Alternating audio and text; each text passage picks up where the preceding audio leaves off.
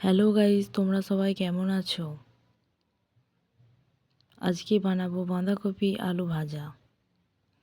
প্রথমে কড়াইয়ের মধ্যে তেল দিয়ে দিলাম, তার মধ্যে শুকনো লঙ্কা দিয়ে দিলাম, পাঁচফোড়ন দিয়ে দিলাম,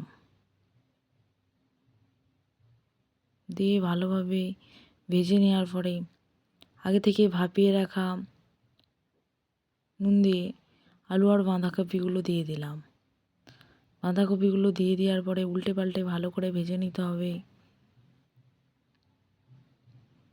তার মধ্যে পরিমাণ মতো লবণ দিয়ে দিতে হবে, পরিমাণ মতন হলুদ গুঁড়ো দিয়ে দিতে হবে। আর তোমরা যে যেমন ঝাল খাও সে সেরকম ঝাল দেবে। আমি শুকনো লঙ্কা দিয়েছি বলে আর গুঁড়ো লঙ্কাটা ব্যবহার করছি না। দিয়ে ভালোভাবে উল্টে পাল্টে ভেজে নিতে হবে।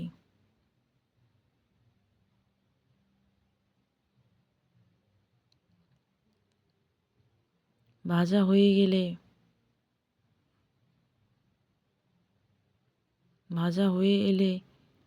আজকে রেডি হয়ে যাবে সুস্বাদু আলু আর বাঁধাকপি ভাজা।